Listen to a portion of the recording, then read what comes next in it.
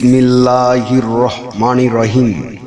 বিশ্ব আধ্যাত্মিক জ্ঞান সঞ্চার দরবার শরীফের প্রতিষ্ঠাতা আমার মুর্শিদ কেবলা গাউসুল আজম শামীম আলী চিশতির দরবার হইতে আমি শাহ আলম আপনাদের সকলকে জানাই আন্তরিক শুভেচ্ছা ও অভিনন্দন। আমার মুর্শিদ কেবলা গাউসুল আজম শামীম আলী চিশতির দরবার হইতে আবারও কিছু আলোচনা নিয়ে আপনাদের সামনে হাজির হইলাম। আশা করি সকলে ভালো আছেন এবং সকলেই মনোযোগ সহকারী এবং ধৈর্য সহকারী শুরু থেকে শেষ পর্যন্ত সম্পূর্ণ আলোচনাটি শুনুন। আমি যে আলোচনাটি নিয়ে আপনাদের সামনে হাজির হইলাম সেই আলোচনাটি হলেন মানুষ কেন অন্ধ, আতুর, পঙ্গু, বড়লোক, নাস্তিক, ঠেলাওয়ালা হচ্ছে। এই নিয়ে কিছু তত্ত্ব আলোচনা করিব। তাই সকলেই মনোযোগ সহকারী এবং ধৈর্য সহকারী শুরু থেকে শেষ পর্যন্ত সম্পূর্ণ আলোচনাটি শুনুন। শুরুতেই বিশ্বের সকল স্তরে লোকদের উদ্দেশ্য করে বলছি, আমার লক্ষ্য আমার মুর্শিদ কেবলা গাউসুল আজম শামীম আলী চিশতির লেখা গ্রন্থের বিষয়বস্তু আপনাদের সামনে উপস্থাপনা করা, যাতে আপনারা সকলেই হাকিকত জানতে পারেন, বুঝতে পারেন এবং হাকিকতের জ্ঞান নিতে পারেন। আমি যে আলোচনাটি নিয়ে আপনাদের সামনে হাজির হইলাম, এই আলোচনাটি আপনাদের জন্য অনেক গুরুত্বপূর্ণ। এই আলোচনার মাধ্যমে আপনারা সকলেই জানতে পারবেন মানুষ কেন অন্ধ, আতুর, পঙ্গু, বড়লোক, মোটে, নাস্তিক ও টেলাওয়ালা হচ্ছে। এর হাকিকত কি, তাই সকলেই মনোযোগ সহকারী এবং ধৈর্য সহকারী শুরু থেকে শেষ পর্যন্ত সম্পূর্ণ আলোচনাটি শুনুন। মানুষ কেন অন্ধ, আতুর, পঙ্গু, বড়লোক, মোটে, নাস্তিক, ঠেলাওয়ালা হচ্ছে? কেন অল্প বয়সে মৃত্যু হচ্ছে? ভালো মেয়েটির শ্লীলতা হানি হচ্ছে? কেন নিরপরাধ মানুষ জেল কাটছে? কেন ভদ্রঘরের মেয়ে যার বিরুদ্ধে বিপাকে পড়ে বেশ্যাবৃত্তিতে প্রবৃত্ত হচ্ছে? মাসুম বাচ্চাকে গাড়ি চাপা দিয়ে চলে যাচ্ছে, বর্জ্যগাতে, সর্বকাতে, জলোচ্ছ্বাসে, ভূমিকম্পে, টাইফুনে মৃত্যু হচ্ছে। কেউ বিরাট অট্টালিকায় বাস করে নিঃসন্তান, আবার কেউ গাছের নিচে ফুটপাতে বাস করেও অসংখ্য সন্তানের জনক। কেউ কুরমা পোলাও সহ 12 পদ দিয়ে কাঁদছে, কেউ ডাস্টবিন থেকে উচ্ছিষ্ট তুলে কুকুরের সাথে ভাগাভাগি করে কাঁদছে। এর প্রত্যেকটির পিছনে একটি কারণ এবং জন্মচক্রের রহস্য লুকায়িত রয়েছে। তা না হলে বলতে হয় আল্লাহর পক্ষপাতিত্ব করছেন। কাউকে অন্ধ কুড়া বানাচ্ছেন, আবার কাউকে ভালো বানাচ্ছেন, কিন্তু আল্লাহ তো নির্দোষ, নিরপেক্ষ। কারণ আল্লাহর আর একটি নাম ন্যায় বিচারক। আল্লাহ পাক ঘোষণা করেছেন, যা কিছু মঙ্গল তা আল্লাহ হতে, আর যা কিছু মন্দ তো তোমা হতে। অথচ আমরা বলে থাকি সবই তো আল্লাহর হুকমে হয়েছে।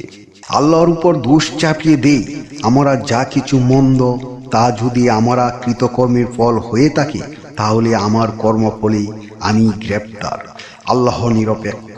বস্তু জগতের সাথে নফস এর ঘনিষ্ঠ মাখামাখির ফলে আমাদের কল্প পাপে পরিবেষ্টিত হয়ে আছে।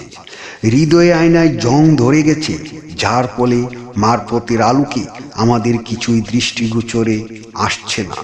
আমিত্বের পর্দা কঠিন হয়ে গেছে, আল্লাহর রহস্য উপলব্ধি করার জ্ঞান বা ক্ষমতা নেই। অথচ একটু জ্ঞান দিয়ে অনুধাবন করার চেষ্টা করলে সবকিছু ধরা পড়বে। আল্লাহ মানুষকে সাময়িক ইচ্ছা শক্তি দান করেছেন, লিমিটেড ফ্রি উইল অ্যান্ড চোইস, যা সৃষ্টিতে অন্য কোনো জীব বা প্রাণী জগৎ দেওয়া হয়নি। এর যথাযোগ্য সদ্ব্যবহার জান্নাতের দিকে উত্তরণ বা প্রমোশন, আর এর অপব্যবহারে জাহান্নামের দিকে পশ্চাৎসরণ বা ডিমোশন। ইচ্ছা শক্তি প্রয়োগের বেলায় আল্লাহ নিরপেক্ষ। সূরা মুমিনের 33 নং আয়াতে আল্লাহ পাক বলেছেন, যে সময়ে তোমরা ফিরিয়া যাইবে পিছনে আল্লাহর তরফ হইতে থাকিবে না তোমাদের জন্য কোনো সংরক্ষণ, এবং আল্লাহ যাহাকে ভ্রান্তিতে পেলেন তাহার জন্য কোনো হাদি নাই। আল্লাহ কাহাকেও ভ্রান্তির মধ্যে ফেলতে চান না, কিন্তু ইহা তারই সৃজিত প্রাকৃতিক নিয়ম যে মানুষ মহামানবের হেদায়েতের বিরোধিতা করলে মৃত্যুর পরে পেছনের দিকে অর্থাৎ পশুকুলে জন্ম নেয়, তখন তাদের জন্য কোনো হাদি থাকে না। একেই আল্লাহর বিভ্রান্তি বলা হয়েছে। মুহাম্মদ গোষ্ঠীর সাথে মিলিত না হওয়া পর্যন্ত মানুষের মুক্তি হবে না। জন্মচক্রের ফেরে রূপান্তরিত হয়ে বারবার এই দুনিয়া নামক জাহান্নামে আসতে হবে। এই দুনিয়াটাই যে জাহান্নাম এটা মুমিন অর্থাৎ সত্য দ্রষ্টা ব্যতীত কারো পক্ষে উপলব্ধি করা অসম্ভব। আল্লাহ পাক কোরআনে ঘোষণা করেছেন, তোমাদের যদি দিব্য চক্ষু থাকতো তাহলে জান্নাত এবং জাহান্নাম দেখতে পেতে।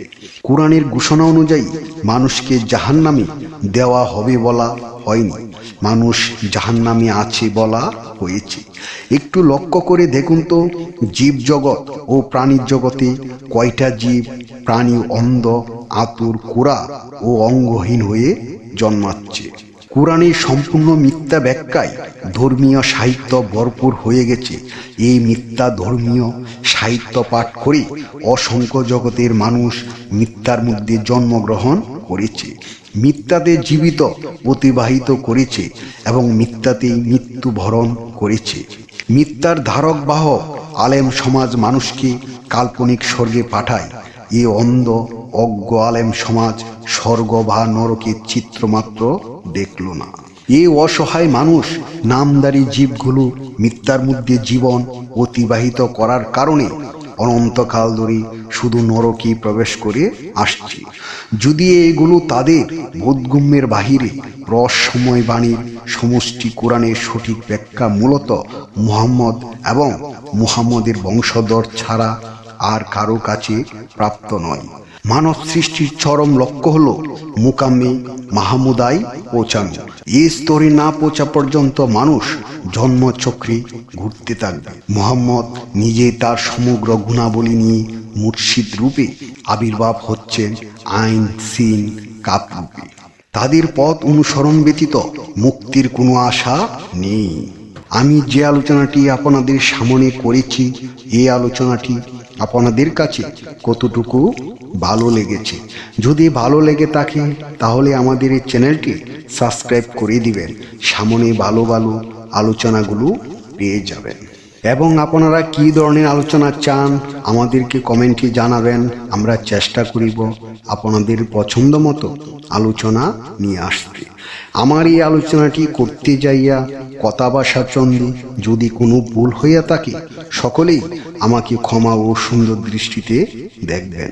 সকলেই আমার জন্য দোয়া করিবেন, আমি যেন আপনাদের সামনে ভালো ভালো আলোচনাগুলো নিয়ে আসতে পারি এবং শোনাইতে পারি। সর্বশেষে সকলের চরণে হাত রেখে একটি কথা বলতে চাই, আল্লাহ গোপনেরও গোপন। সেই গোপনকে পাইতে হলে একজন কামেল মুর্শিদের কাছে যাইয়া বায়াত গ্রহণ করে সেই গোপন ইবাদত ও গোপন সাধনার মাধ্যমে আল্লাহকে লাভ করিতে হইবে। সকলে ভালো থাকবেন, সুস্থ থাকবেন। আল্লাহ হাফেজ।